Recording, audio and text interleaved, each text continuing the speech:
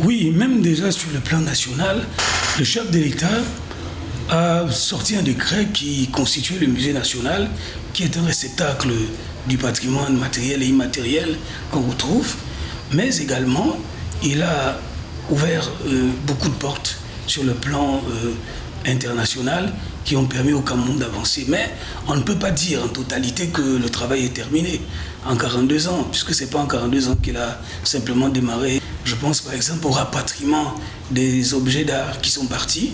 Je pense qu'il y a un travail qui est en train d'être fait sans vouloir éventuellement donner raison à qui que ce soit. Je pense que nous ne sommes pas les derniers de la classe.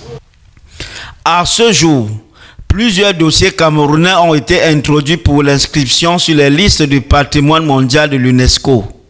Il faut penser un tant soit peu que ce sont des sites hyper importants et qui ont toutes leurs chances pour qu'ils soient retenus comme des sites historiques, mais en sachant que lorsqu'un site est conventionné par l'UNESCO, il n'appartient plus seulement au pays, il appartient à l'humanité. Depuis 1987, date à laquelle le gouvernement a commencé à prendre des mesures pour révéler Bimbia aux yeux du monde, les touristes sont attirés par ce lieu situé dans la région du Sud-Ouest qui porte les cicatrices et les souvenirs douloureux de la traite négrière.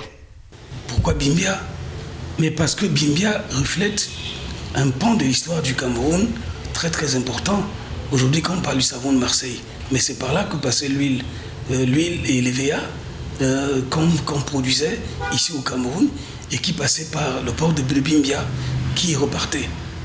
Ce port d'esclavage a été aussi un centre de transit pendant la traite transatlantique des esclaves, impliquant les pays africains, les Européens et l'Amérique.